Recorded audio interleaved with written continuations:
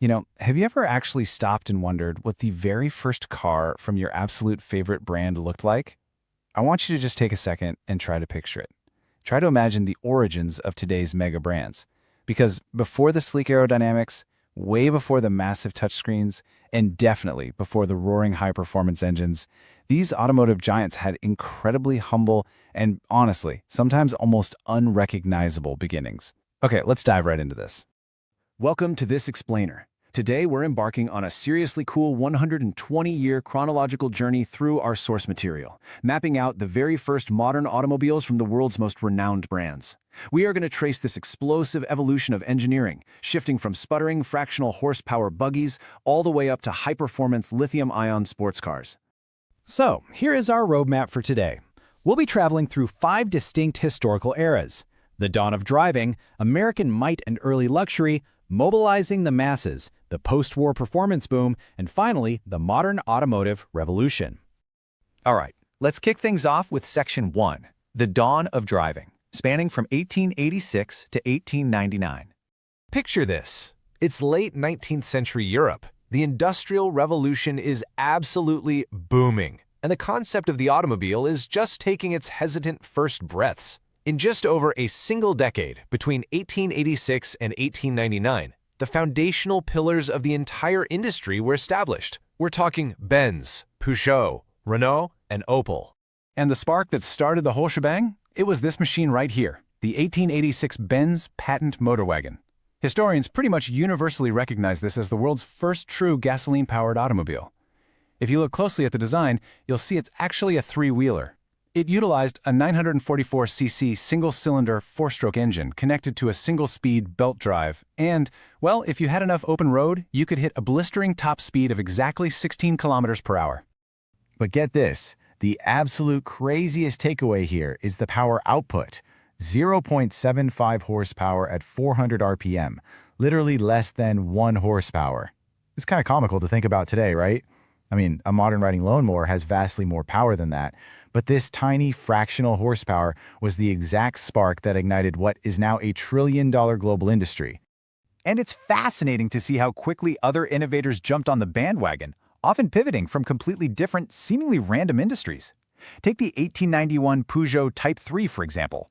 Peugeot actually started out as a family coffee mill and bicycle maker. They transitioned to cars by hooking up a 2-horsepower Daimler V twin engine to a 4-speed chain drive. Then, just a few years later, Louis Renault made a massive engineering leap with the 1898 Renault Voiture Type A. He introduced a 3-speed manual transmission with a direct drive propeller shaft, ditching the clunky drive chain entirely and reaching 32 kilometers per hour. And the trend continued. Just a year later, in 1899, Opel fully transitioned their factories from manufacturing sewing machines straight into the automobile business. Moving right along to Section 2, American might and early luxury. So as the calendar flipped into the 20th century, we see a massive divergence. Over in America, the focus shifted heavily towards standardizing parts for mass production. Meanwhile, back in Europe, a whole new class of luxury touring vehicles was taking shape, and the engineering escalation in just a single decade was absolutely massive. Look at the data.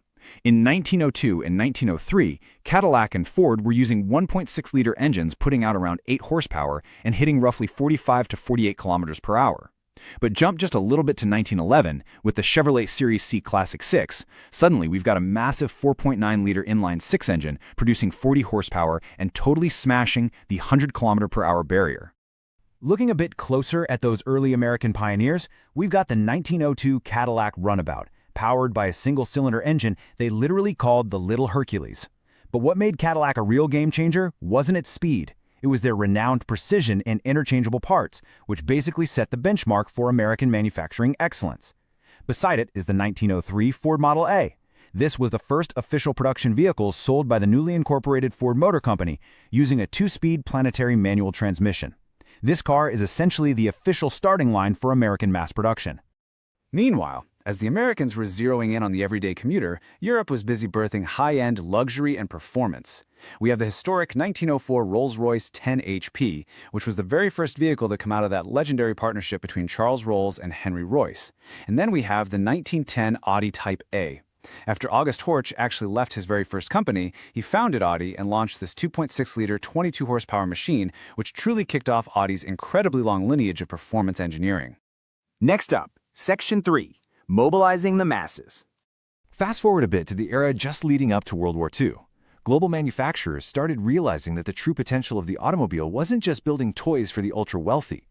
We see this massive shift toward creating affordable, mass mobility vehicles for the everyday public. Take the 1929 BMW 3/15. For years, BMW had strictly focused on aircraft engines and motorcycles, so this 15-horsepower car marked their formal entry into passenger automobile production. And of course, the iconic 1938 Volkswagen Type 1, better known as the Beetle. With its rear-mounted 24-horsepower air-cooled engine, it was specifically commissioned to be a quote-unquote people's car for mass mobility. And as we all know, it went on to become one of the most produced vehicle designs in human history. Now, over in Japan, a totally different kind of evolution was happening, and it brilliantly illustrates a major shift in global automotive design. This is the 1936 Toyota Model AA, the very first production car manufactured under the supervision of Kiichiro Toyota. Notice how the design has drastically transitioned away from those boxy, carriage-style vehicles we saw earlier? Inspired by the highly aerodynamic DeSoto Airflow, this 60-horsepower inline-six represented a massive leap in styling and engineering for the Japanese market. All right, let's shift gears into Section 4, the post-war performance boom. With the war over, manufacturing capabilities scaled up massively, and frankly, the world was just hungry for speed. This era is all about soaring RPMs, lightweight aluminum materials, and pushing top speeds to the absolute limit. And listen, if we're talking about speed, we absolutely have to talk about this stunning machine, the 1947 Ferrari 125S. This was the very first official car to bear that iconic Ferrari badge. Under the hood sat a 1.5-liter Colombo V12 engine, pumping out 118 horsepower at an ear-splitting 6,800 RPM. Paired with a 5-speed manual, it could reach speeds up to 210 kilometers per hour. This single vehicle established Ferrari's legendary long-standing preference for V12 racing engines. But here's the really crucial point. Look at how differently these brands approached performance. While Ferrari went with a roaring V12 in the front, Ferrari Porsche took a completely different route, just 1 year later. This is the 1948 Porsche 356/1. It's a gorgeous open-top aluminum roadster prototype. Instead of chasing massive horsepower, it only had 35 horsepower, Porsche focused on lightweight materials and pioneered their iconic rear engine layout by utilizing a mid-mounted, air-cooled Boxer 4-cylinder engine. Adding into the 1960s, we get two of my absolute favorite mini-narratives of engineering rivalry and cross-pollination. First, the 1963 Honda S500. Honda used their vast expertise in motorcycle engineering to build this high-revving sports car, and they uniquely used a chain drive system to power the rear wheels. Right next to it is the 1964 Lamborghini 350 GT.